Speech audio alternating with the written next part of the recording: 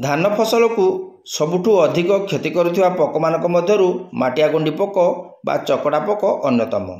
यही माटियागुंडी पोक साधारणतः खरीफ धान में सेप्टेम्बर रु अक्टोबर मास मध्य एवं डालुआ धान फसल में एप्रिल रु मे मास मध्य अधिक देखा जाती। परिवेशर तापमात्रा 28 डिग्री रु 30 डिग्री सेल्सियस रु अधिक रही समय मध्यम धरणर वर्षा किंबा परिवेशर आर्द्रता अधिक रहिले एही पोकर वंशवृद्धि अधिक होता है। यही समय जदि अधिक पवन हुए ताहले एही पोक गोटे बिलरू अन्य बिल को सहजरे चली जाइथांती। नमस्कार दर्शक बंधु, एग्रीटेक उमेश चैनल तरफ आपन को स्वागत। आज आम आलोचना करवा चकड़ा पोक को चिन्हवा किपरि, एही पोक धान फसल को किपरि क्षति करथांती, एही पोक लागिले आमे कौन करवा उचित एवं कौन करवा अनुचित। ताहले आसतु डेरी न करी वीडियोटी को आरंभ करिबा। एही पोक को चिन्हवा किपरि। एही पोकर पूर्णांग कीटगुड़िक माटिया रंगर छोट किंबा लंबा डेणिया होइथांती। कीटर अर्भक गुड़िकर रंग मध्य माटिया होइथाय। उभय पूर्णांग और अर्भक कीटगुड़िक साधारणतः धान बुदार मूल भागरे मेचा मेचा होई लागी रहिथांती। अर्भक और पूर्णांग माटियागुंडी पोक धान गछरु रस शोषी खाआंती। साधारणतः यही कीटर संक्रमण धान क्यारीर मध्य भागरू आरंभ होता है। यही पोक द्वारा आक्रांत धान गछर पत्र गुड़िक हलदिया हो जाए। गछ उपरे यही पोक गुड़िक मधु शिशिर त्याग करती और धान गछ मूलरू रस शोषी खाई जाती। अधिक आक्रांत अवस्था धान गछ गुड़िक सुखी मरी जाए एवं धान केंडा मान नष्ट हो जाए। क्यारी रे धान गछ गुड़िक एही भाव में चकड़ा चकड़ा हो मरी जाए।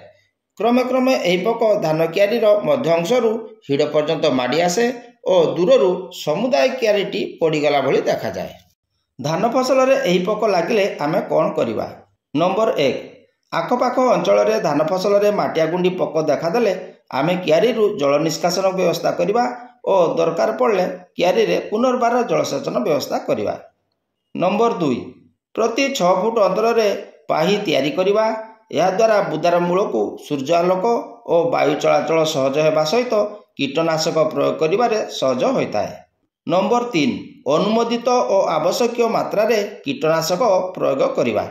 नंबर 4, हस्तचालित स्प्रेयर व्यवहार करुले एकर प्रति 200 लिटर कीटनाशक द्रवण और शक्तिचालित स्प्रेयर व्यवहार करुले एकर प्रति 60 रु 70 लिटर अनुमोदित कीटनाशक द्रवण व्यवहार करिबा। नंबर 5, सिंचन समय गछर बुदा मूल को सिंचन करवा जेपरिक पोक गुड़िक कीटनाशक संस्पर्श आसी मृत्युवरण करेंगे। नंबर 6, दरकार पड़े 10 दिन अंतर में कीटनाशक परिवर्तन करी सिंचन करवा। नंबर 7, कीटनाशक प्रयोग समय आवश्यक सतर्कता विधि अवलंबन करवा।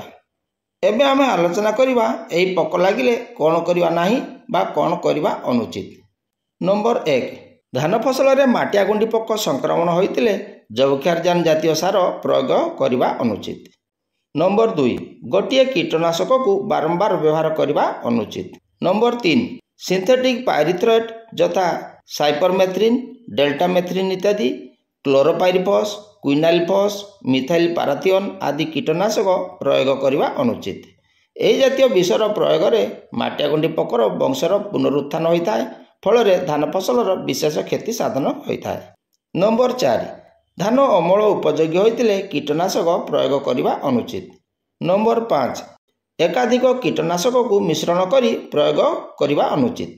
नंबर 6, बिना अनुमोदित कीटनाशक कौनसी मते प्रयोग करवा अनुचित। एबे आमे आलोचना करवा केतेक कीटनाशक विषय रे जो कीटनाशक गुड़ी को अनुमोदित मात्रा रे गछर मूल भाग में प्रयोग कले माटियागुंडी पोकर प्रादुर्भाव रक्षा मिलता है। सही कीटनाशक गुड़िक है प्लोनिकामाइड 50% WG एकर प्रति 60 ग्राम किंबा पाइमेट्रोजिन 50% WG एकर प्रति 120 ग्राम किंबा डाइनोटिफ्यूरान 20% SG एकर प्रति 80 ग्राम किंबा इमिडाक्लोप्रिड 17.8% SL एकर प्रति 60 मिलीलीटर किंबा ट्राइफ्लुमेजोपाइरिन 10% SC एकर प्रति 100 मिलीलीटर किंबा एथिप्रोल 40% सहित इमिडाक्लोप्रिड 40% WG एकर प्रति 40 ग्राम किंबा ଫିପ୍ରୋନିଲ୍ 0.04 ଶତକଡ଼ା ସହିତ ଥାଇମେଥୋକ୍ସାମ୍ 4 ଶତକଡ଼ା SC ଏକର ପ୍ରତି 440 ମିଲିଲିଟର କିମ୍ବା ଇମିଡାକ୍ଲୋପ୍ରିଡ୍ 0.06 ଶତକଡ଼ା ସହିତ ଲମ୍ବଡା ସାଇହାଲୋଥ୍ରିନ୍ 0.04 ଶତକଡ଼ା SC ଏକର ପ୍ରତି 300 ମିଲିଲିଟର। ଏହିସବୁ କୀଟନାଶକକୁ ଯଦି ଆମେ ଏକର ପ୍ରତି 200 ଲିଟର ପାଣିରେ ମିଶାଇ ଗଛର ମୂଳ ଭାଗରେ ପ୍ରୟୋଗ କରିବା ତାହେଲେ ମାଟିଆଗୁଣ୍ଡି ପୋକର ପ୍ରାଦୁର୍ଭାବରୁ ଧାନ ଫସଲକୁ ରକ୍ଷା କରିପାରିବା। आज आम आलोचना कले चकड़ा पोक विषय एवं ताकू दमन करने विषय। तेणु मोर दर्शक बंधु मान अनुरोध जो मैंने चैनल को सब्सक्राइब करना दयाकोरी सब्सक्राइब कर दिंतु, लाइक कर दिंतु एवं शेयर करंतु। धन्यवाद।